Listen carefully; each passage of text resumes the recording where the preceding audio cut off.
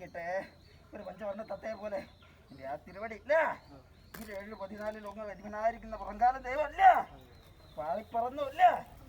എൻ്റെ ആച്ചാപ്പയങ്ങളെ കണ്ണീർക്കാടെ അറ്റം വന്ന് ഇല്ലേ? എന്താ സന്തോഷമായില്ലേ? എൻ്റെ പൈതങ്ങൾക്ക് സന്തോഷമായില്ലേ?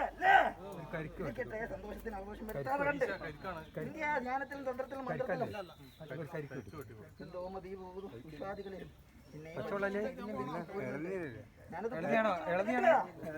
കാലത്ത് പോരെ അന്തകനായിരിക്കുന്ന അവസ്ഥയില് എന്റെ പൈതങ്ങളെ കണ്ണീർ പാടാറ്റി എന്റെ ആ നാലമ്പടത്തിലും എന്റെ ആ തിരുമുറ്റത്തിലും എല്ലാവിധ ചൈതന്യങ്ങളും വരുത്താൻ ഞാൻ മതില്ല.